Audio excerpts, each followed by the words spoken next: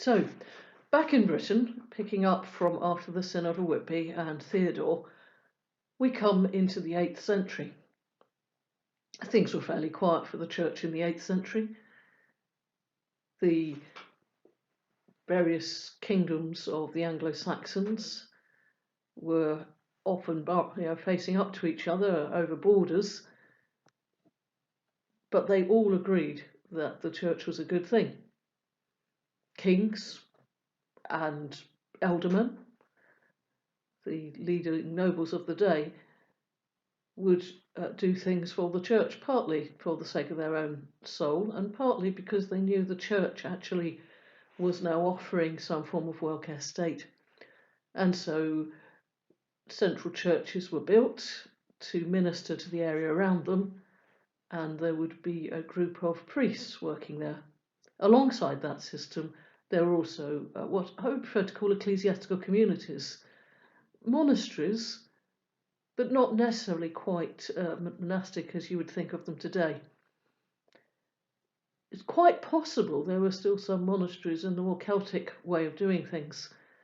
In Llanduff in Wales, the churchyard of one of the monasteries from the 7th and 8th centuries was excavated, and it was found that the churchyard had equal numbers of men and women, and a similar number of, sadly, children in the churchyard, showing that this was a normal community of men and women having children.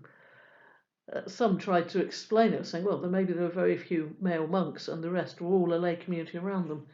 Seems highly unlikely that that's the case. It's much more likely that this was a community of men and women. There's nothing that says that living in community has to go hand in hand with celibacy.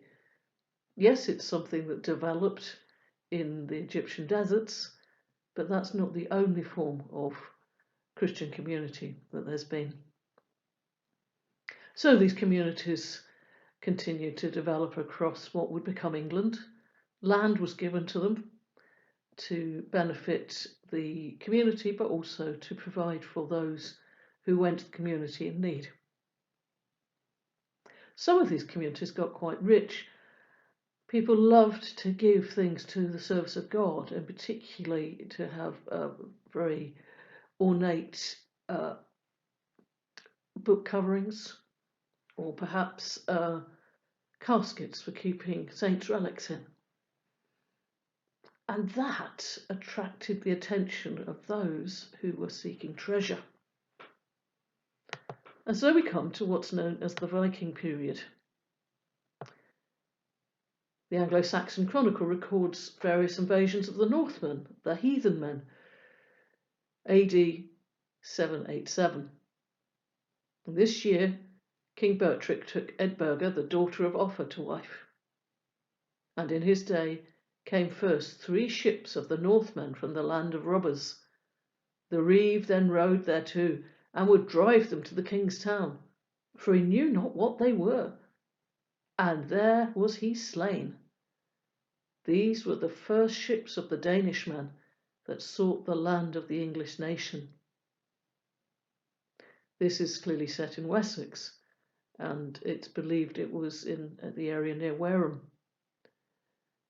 Why did the reeve want to take those ships to the king's town, to the nearest port? The answer was Northmen did come already to these lands. They came as traders, bringing their various furs and goods from their lands to be traded for the things that we were good at producing. But at this point, it was not traders, but raiders who came. We call them Vikings, but actually, Viking is more of a verb than a noun. Young men from the Scandinavian regions went a-Vikinging. They went raiding to find their fortune.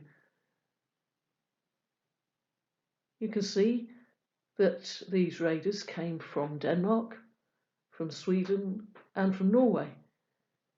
And as you look at the maps, you can see where they raided. Eventually, a good time after those first raids on the Dorset coast, and also the raids on places like Lindisfarne. As I said, monasteries had a lot of wealth and it attracted these Vikings. They presumably heard about the wealth of monasteries from the traders who'd come before them. Well, eventually, after over half a century of just raiding, a large group of Vikings came, and they came wanting to settle.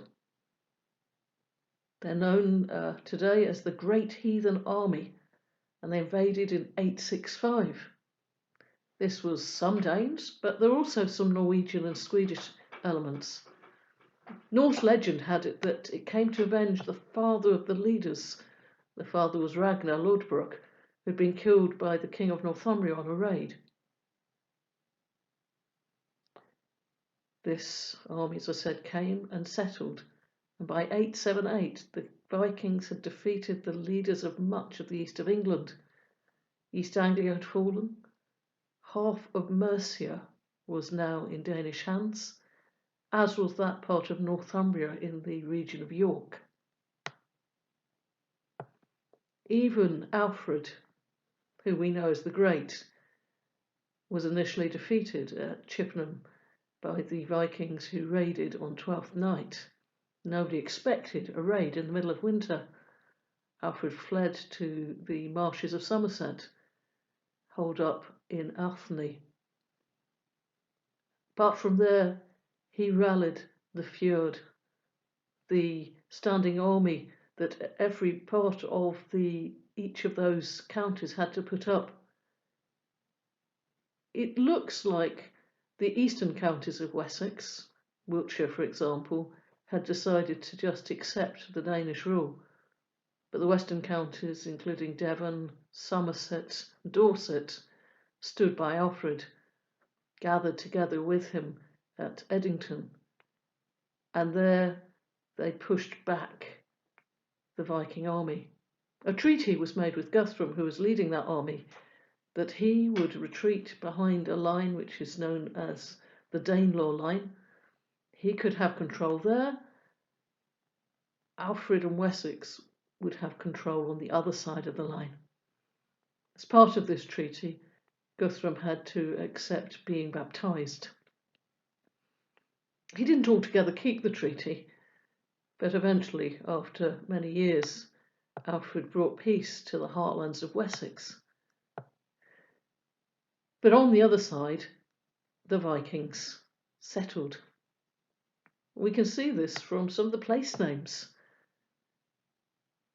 Old English place names tend to end in ing, which means the people of, as in Reading, or Ingham, means the homestead of the people of, as in Wokingham. Sometimes you have names that end in ham, H-A-M-M. Now today you can't see that, but if you look at the really old charters that becomes clear, and that means a river bend. So Cookham in Berkshire almost certainly comes from that. And ending in ton means farm, so Barton means Barleytown. Kingston is the farm of the kings. Worth, Lee meaning a wood, Burr, fortification. That became really important in Alfred's time, as he eventually brought peace to his land by building more fortified towns. Stowe, a holy place. Wold, high woods.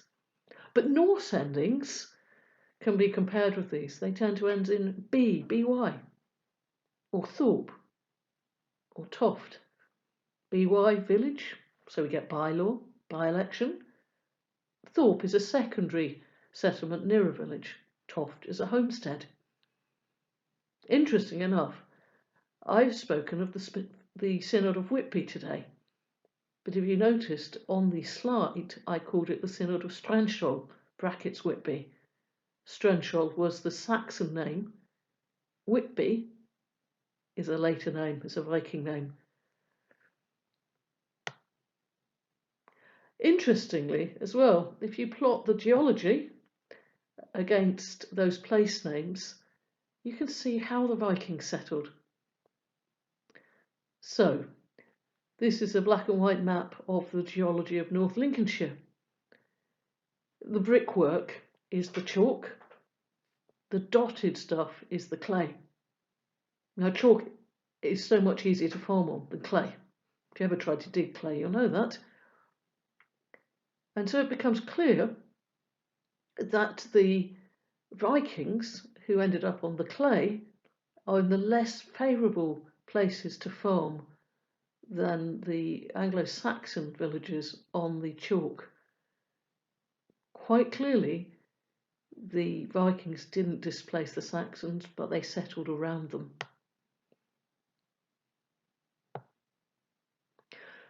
By 955, Alfred's great-grandson, Edred, ruled over United England. On the way there, Alfred had done his part. His son, Edward the Elder, and his sister, Athelflaed, who was Lady of the Mercians, pushed back the Vikings. Edward retook East Anglia. Ethelflaed cleared the Vikings out of York, although sadly they did recover York. And then Athelstan, Edward's son, fought at a place called Brunaba. Quite possibly it's on the Mersey or on the Wirral. And there he defeated an army of Danes, of Norse and Scots, and was accepted as the king of all England. His grandson ruled over United England. Government became centralised. The king had an infrastructure to rule the whole country.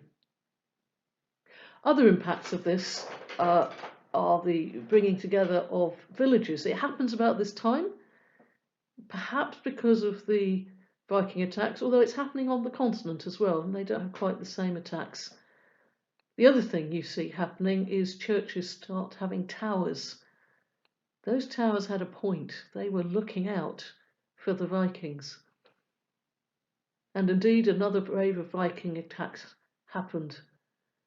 Ethelred, the Unred, Ethelred means wise counsellor, Unred means poorly counselled, but we know him as Ethelred the Unready, found his kingdom under attacks on all coasts by Norsemen.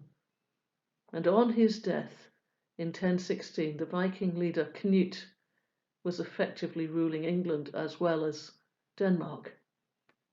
On Canute's death, the country collapsed into a number of competing earldoms, and eventually we have Edward the Confessor coming out as the King of England.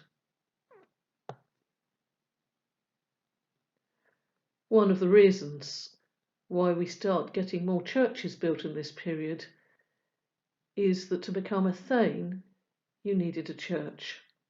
And if a churl throve so that he had fully 5 hides of his own land, a church, kitchen, bell house, and burgate seat, and special duty in the king's hall, then was he thenceforth of thane-worthy right, thane right worthy.